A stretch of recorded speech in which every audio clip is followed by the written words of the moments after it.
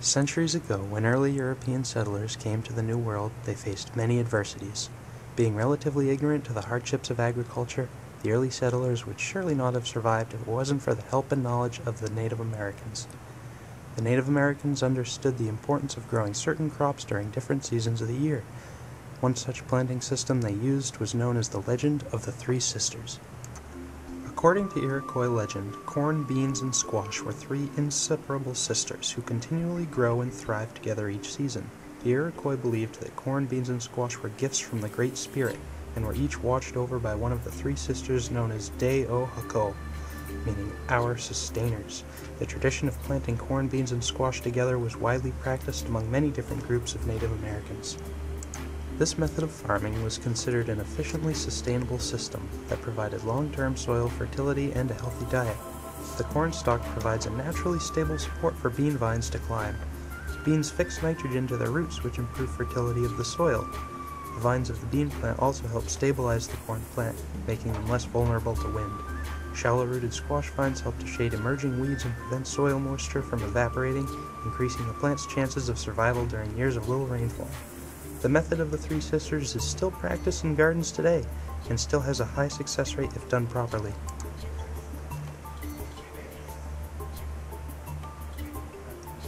Going deeper and examining the physiology behind the story of the Three Sisters, we can see just how such a primal method of farming worked to the Native Americans' advantage.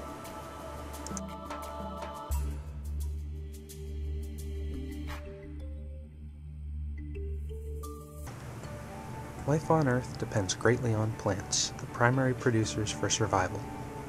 Plants make their own food as well as food for others through a two-step process known as photosynthesis. During this process, sunlight, carbon dioxide, and water are converted into sugar and oxygen. The term photosynthesis means synthesis using light.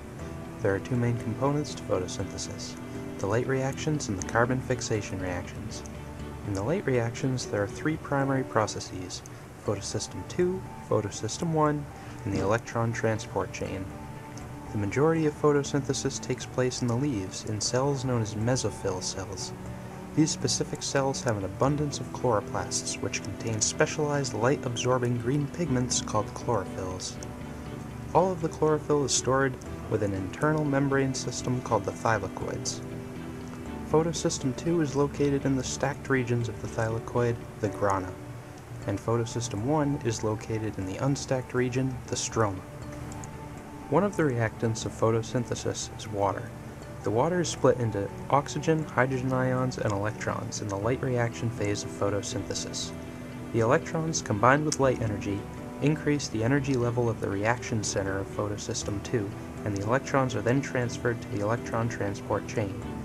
As the electrons, in the form of chemical energy, pass through electron transport chain, hydrogen ions are released. The remaining electrons are transferred to photosystem 1, and along with light energy are bumped up to the reaction center of photosystem 1. As the electrons pass through proteins in the electron transport chain, NADP+ is reduced to NADPH. The hydrogen ion buildup that was created inside the thylakoid lumen is pumped out into the stroma by a complex called ATP synthase. As the ions flow down the proton gradient, ATP is generated. The second major reaction of photosynthesis is the carbon fixation reaction. Here, the ATP and NADPH that were produced during the light reaction phase are used in the conversion of CO2 to sugar. This process is known as the Calvin cycle. The first stage of the cycle is the carboxylation stage, where three CO2 molecules enter the cycle, and with the help of an enzyme, each bind to a 5-carbon molecule called RUBP. These three 6-carbon molecules quickly split into 6 3-carbon molecules before they enter the second stage of the cycle, known as the reduction phase. Here, the 3-carbon molecules are reduced by ATP. The regeneration stage is the final phase of the cycle. One of the 3-carbon molecules leaves the cycle and goes towards the synthesis of sugars, starches, amino acids, and fatty acids. The remaining 5 molecules are recycled and converted back into RUBP for future use. In plants, respiration occurs after the process of photosynthesis has already taken place. It is the process by which the energy of sucrose is released from its carbon compound and made available for use by the cell. Sucrose is the sugar molecule produced by photosynthesis. Respiration begins when sucrose is transported to the glycolysis pathway located in the cytosol of the cell, just outside the outer mitochondrial membrane. Glycolysis is the first phase of respiration. During this phase, the sucrose is converted in hexose phosphate, which is then converted again into 2-triose phosphates. These 2-triose phosphates are then oxidized, and each yields the organic acid pyruvate.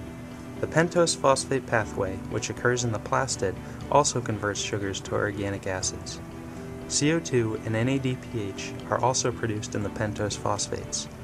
During the oxidation of triose phosphates, 4 ATP and 2 NADPH are formed. When the organic substances move along to the mitochondria, they enter the citric acid cycle. Overall, the organic acids are oxidized and energy is produced in the form of NADH and FADH2. This energy is utilized in ATP synthesis by way of the electron transport chain, and is also used in the oxidative phosphorylation of ATP synthase. Nitrogen is needed by virtually every plant to photosynthesize. The bean plant is a legume, meaning it fixes atmospheric nitrogen. Within tiny ball-like structures on the roots of legumes known as nodules, there are specialized bacteria called rhizobia. The rhizobia share a symbiotic relationship with the plant because they have the ability to fix nitrogen, and in turn the plants provide enough oxygen, carbohydrates, and proteins to support the life of the bacteria. During the fixation of nitrogen, the rhizobia expel ammonia, which is quickly converted to the ammonium in the soil. The ammonium can be synthesized by other free-living bacteria to create nitrate, a common ingredient in most commercial fertilizers. There's a beneficial effect when using legumes for harvesting multiple crops from the same soil year after year. Ammonium nitrate and used decaying plant tissue become concentrated in the soil, offering a source of nutrients and organic matter for new plants for a new season.